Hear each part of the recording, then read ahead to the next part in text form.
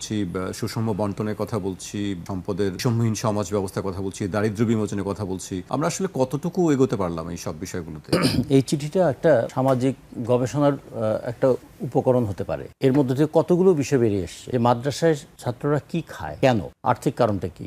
2, এই চিঠিটা ছাত্রকে লুকিয়ে মায়ের কাছে দিতে হচ্ছে। 3, মা তারপরে দেখা করতে গেলে কর্তৃপক্ষ তার সঙ্গে দেখা করতে দিচ্ছে না। এই 3টা বিষয় এখান থেকে বেরিয়ে এলো, একটা চিত্র বেরিয়ে এলো। আর একটা জিনিস বেরিয়ে এলো যেটা আমরা প্রতিদিন দেখছি এবং এটা আমাদের পারসেপশন, যে মাদ্রাসাগুলোতে ছাত্রদের উপর নির্যাতন হয়। আবার এটা আমাদের অবজারভেশন যে মাদ্রাসাগুলোতে দরিদ্র পরিবারের ছেলেমেয়েরা অন্তত দুবেলা। 3 নম্বর হচ্ছে এই মাদ্রাসাগুলো চলে মূলত মানুষের দানে এবং অনুগ্রহে। চতুর্থত, এই মাদ্রাসাগুলোতে যে শিক্ষায় তারা শিক্ষিত হয় সেটা দেশের সামগ্রিক আমাদের যে চাহিদা তার সঙ্গে কতখানি সঙ্গতিপূর্ণ, এটা নিয়েও কিন্তু নানা প্রশ্ন। একটা হিসাব আমি দেখছিলাম যে আসলে বাংলাদেশের মাদ্রাসার সংখ্যা কত, কেউ কিন্তু বলতে পারছে না। ব্যান বেজের যদি তথ্য দেখি তাহলে একরকম দেখি, শিক্ষক বাতায়ন সেখান থেকে দেখি আর একরকম। সব মিলিয়ে আমরা যদি দেখি যে বলছে কওমি মাদ্রাসার সংখ্যা 19,000-এর একটু বেশি, দাখিল মাদ্রাসার সংখ্যা 6,000 6,500-এর মতো, তারপরে ইবতেদায়ী মাদ্রাসা 1,500-এর উপরে, আর ফাজিল মাদ্রাসা হচ্ছে 1084 এই বলে দেখা যাচ্ছে। কিন্তু পরেই আবার আরেকটা রিপোর্টে বলছে যে কিন্তু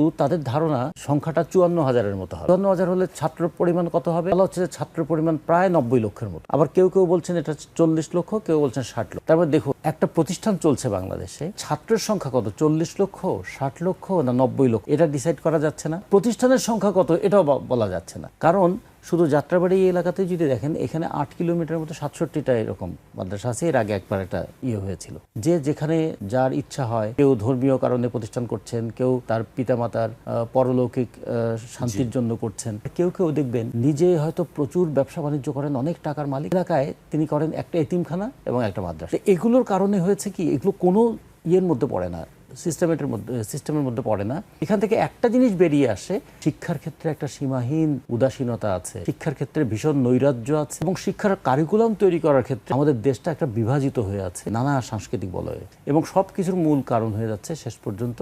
আর আপনারা খেয়াল করে দেখবেন মাদ্রাসার মধ্যে কিছু কিছু মাদ্রাসা আছে, এখন সেগুলো নাম হচ্ছে ক্যাডেট মাদ্রাসা, ক্যাডেট কলেজের মতন করেই মাদ্রাসা পরিচালনা করবে। কিছু কিছু মাদ্রাসা আমাদের এই আশেপাশে আছে, সেখানে যদি তারা রাত্রে না থাকে তাহলে 1,500 টাকা কমপক্ষে দিতে হয়, আর যদি রাত্রে থাকে তাহলে 2,500 টাকা দিতে হয়। মানে একদম খুবই মাঝারি মান। ভালো মানের যদি মাদ্রাসা হয় সেখানে কিন্তু 6,000 7,000 8,000 টাকা খরচ করে। ফলে মাদ্রাসা বললেই একটা সময় আমরা মনে করতাম শুধুমাত্র যে দীন ও দরিদ্র মানুষদের সন্তানদের আর কোনো যাওয়ার জায়গা নেই, সেটা তা নয়। আর একটা বড় বিষয় হয়েছে এখানে, দেখবেন আমাদের সমাজে একটা যে ঘটনাটা সমাজে আছে কিন্তু সেটাকে স্বীকার করা হয় না, যেটা হলো যে সিঙ্গেল মা 2 সন্তান নিয়ে সে তার তালাকপ্রাপ্ত এই 2 বাচ্চা নিয়ে মা টিকে আছে। এই মাদেরকে সমাজে তো গুরুত্ব দেওয়া হয় না, নানা ধরনের বঞ্চনা এবং গঞ্জনের মধ্যে পড়তে হয়। সবচেয়ে বেশি অসহায় অবস্থায় পড়তে হয় তারা বাচ্চাদেরকে নিয়ে। কোথায় দেবেন এই বাচ্চাদের? কোথায় রেখে মা কাজে যাবেন? আপনি যদি শিল্পাঞ্চলগুলোতে যান, যে মারা এরকম সিঙ্গেল মাদার, সে তার চিন্তা করে তার বাচ্চাটাকে কোথায় রেখে সে কাজে যাবে। তার বয়স, যে বাচ্চার বয়স যদি 7 বছর হয়, 8 বছর হয়, 9 বছর হয়, কোথায় রেখে যাবে? আর যদি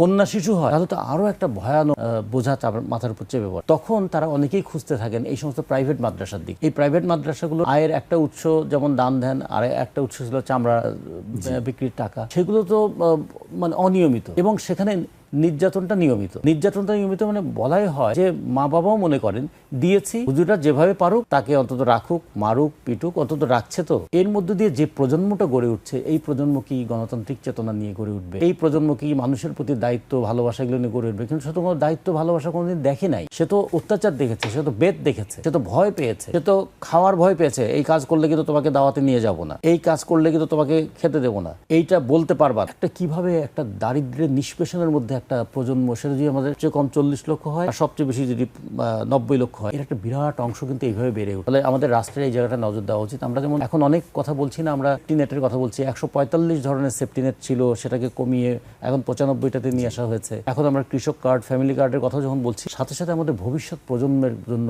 চিঠিটা একটা জন্য দলিল হয়ে থাকে। এই চিঠিটা একটা শিশুর লেখা, তো শিশুদের জন্য লেখা। এইভাবে আমরা যদি দেখি আমাদের শিক্ষা বাজেট ক্রমাগত কমছে, টাকার অঙ্কে বাড়ছে কিন্তু অনুপাতের অঙ্কে কমছে কেন? আবার উল্টো দিক থেকে দেখুন, আজকে বাংলাদেশের যদি ধরুন বাংলাদেশের 93% মানুষই বলা যাবে এই যুদ্ধে ইরানের সমর্থন। ইরান যুদ্ধ করছে কি দিয়ে? অত্যাধুনিক ড্রোন দিয়ে। এটা করেছে তার কেমন করে? বৈজ্ঞানিক গবেষণা থাকে। ইরানের উপর কেন নজর?